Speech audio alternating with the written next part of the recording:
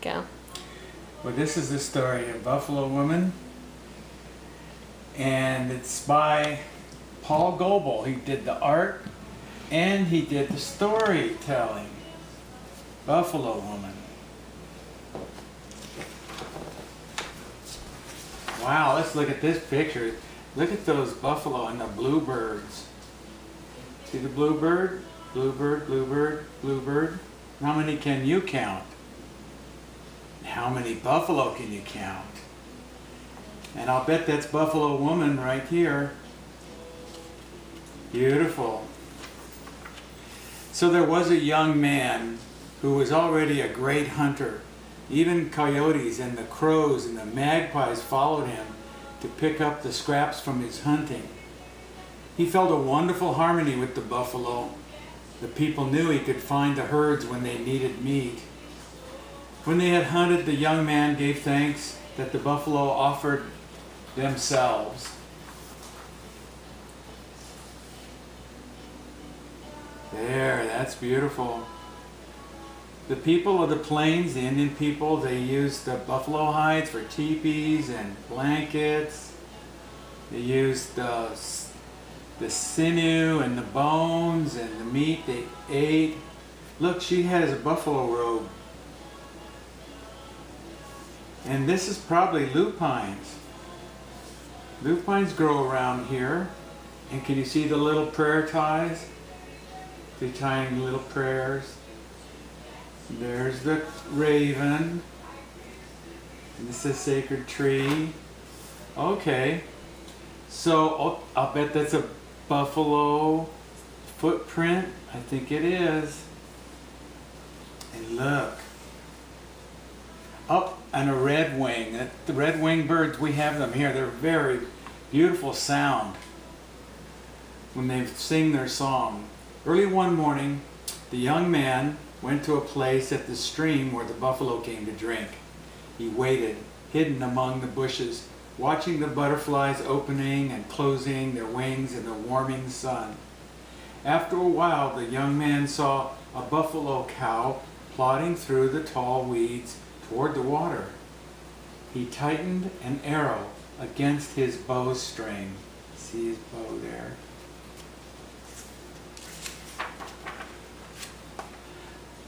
Wow, look at this picture. The buffalo was coming very slowly. The young man did not know whether he fell asleep or what happened, but when he looked again, the buffalo wasn't there. Instead, a beautiful young woman stepped from the weeds onto the pebbles at the water's edge and took a drink. She was not one of his people. Her clothes were different and her hair was not braided. She smelled like wild sage and prairie flowers. He knew at once that he loved her. I come from the Buffalo Nation, she told them.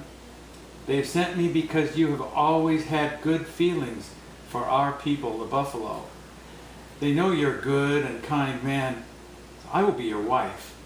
My people wish that the love we have for each other will be an example to both our peoples to follow.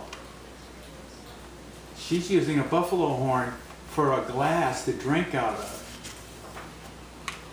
Oh, look at that beautiful teepee. I think the teepee is the most beautiful architecture of a house anywhere in the world. So the young man and the beautiful young woman were married. They had a son, named him Calf Boy. You know, a calf is a small buffalo. Their life together was good, but the young man's relatives did not like his wife. They often said unkind things among themselves. He's married a woman without a family, they said. Her ways are different. She's like an animal. She will never be one of our family. Oh, one day, when the young man was away hunting, his relatives came and said to his wife, "You should never have come here. Go back to wherever you came from. You are nothing but an animal anyway." At that, she immediately picked up Calf Boy and ran out of the teepee. There they are. That was not nice, was it? Oh, look at the butterflies. The young man was returning home when he saw his wife and child hurrying away from camp. He was angry when he found out what had happened and set out at once to bring them back. Their trail led across rolling country. He followed all day, hearing the grasshoppers calling again and again from the sagebrush on every side. Evening was coming when he saw in the distance a painted teepee with smoke rising from the cooking fire. The young man was surprised to see his son playing outside the teepee. When Calf Boy saw his father, he ran to meet him. "I'm glad you come, Father. Mother has your meal ready." He took his father's hand and they went inside. The lodge was filled with good smell of cooking.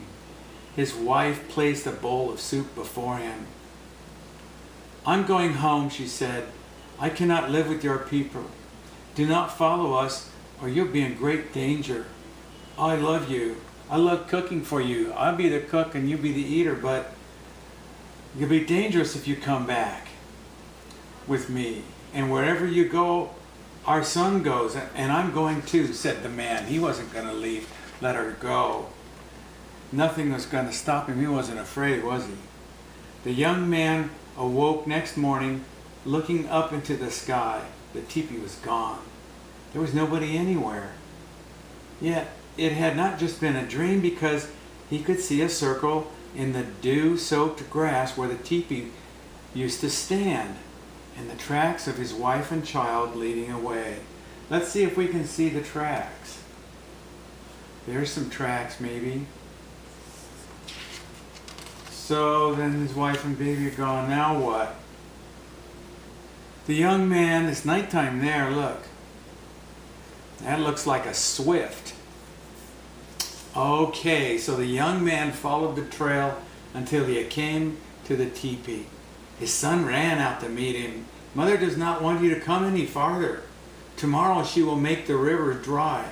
But when you're thirsty, look for water in my tracks." That evening his wife told him, "My people live beyond that distant high mountain. They know I'm coming home. They are angry because your relatives were not kind to me. Do not follow any farther or they will kill you." But the young man, the husband and father, replied, "It does not matter when I die. I shall not turn back. I do this because I love you both." So when his wife was asleep, he buckled his belt through hers and wrapped her long hair around his arm. Wow, he's determined. Again the young man awoke, alone. The only tracks in the dew were of a buffalo and her calf walking side by side. Well, while he was wondering about the tracks, a flock of little birds flew around him excitedly. "They have gone home, they have gone home." He then knew that the tracks were of his wife and child. The tracks led toward the high ridge. Thin lines of trees marked the winding rivers. They were dry, but just as Calf Boy told him, he found water in his hoof prints in the baked mud of the riverbeds. Oh, look at all the buffalo. And there's a calf, there's a calf, there's a calf, there's a calf. There's a calf. From the top of the high ridge, the young man looked in wonder over the multitude of the buffalo nation. As he walked down toward them, a calf came running out. "Father, go back. They will kill you. Go back." But the young man answered, "No, son. I shall always stay with you and mother." "Then you must be brave," Calf Boy said. "My grandfather is chief of the buffalo nation. Do not show fear, or he will surely kill you. He will ask you to find me and mother. But you think we all look alike. When he lines us up, you will know me because I shall flick my left ear. You will find mother because I shall put a cockleburr on her back. You must pick us out and then you'll be safe. Be attentive." You know what a cockleburr is? It's a sticky seed that gets stuck in fur and socks, and travels with you a long way and then it gets dropped off and planted. See if you can find a cocklebur and the ear that twitches. The old bull bellowed and charged out from the herd. He must be the chief, the grandfather of the boy. The ground trembled under his thundering hooves. He stopped just in front of the young man.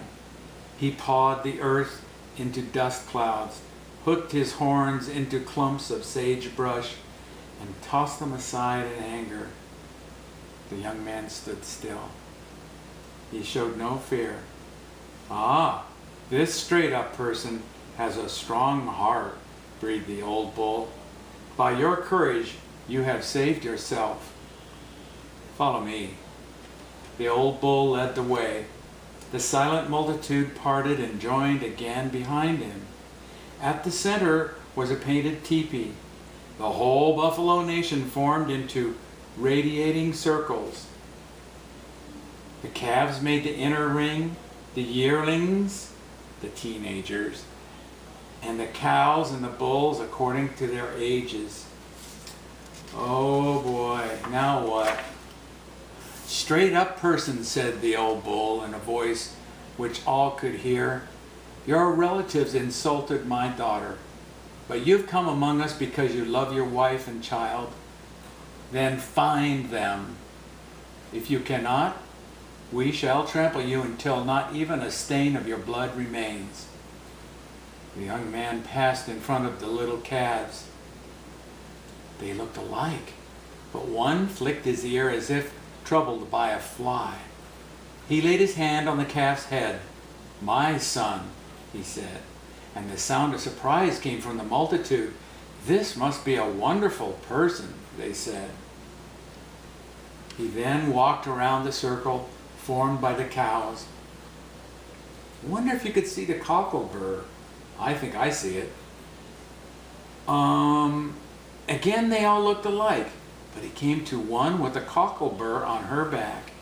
"My wife," he said. Once more a sound of surprise came from the buffalo nation. "Ah, he calls her wife." See the cocklebur. Wow. They all loved each other. "This straight up person loves his wife and little child," the old bull announced.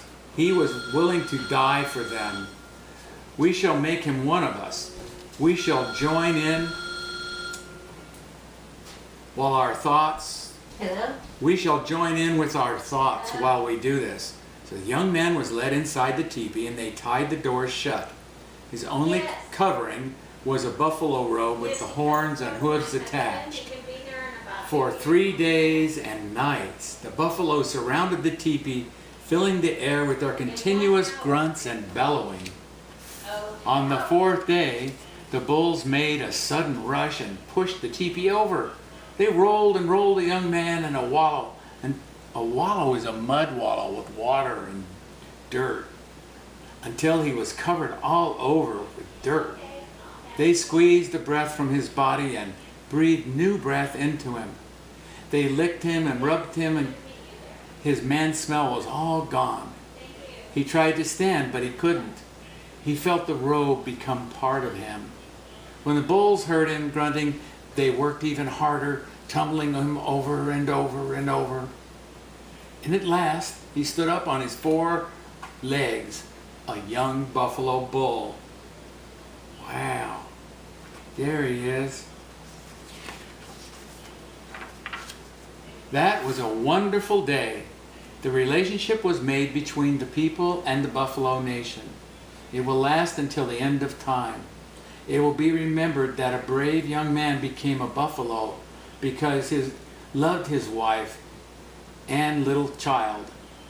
In return, the buffalo people have given their flesh and their robes so that little children and babies still unborn will always have meat to eat.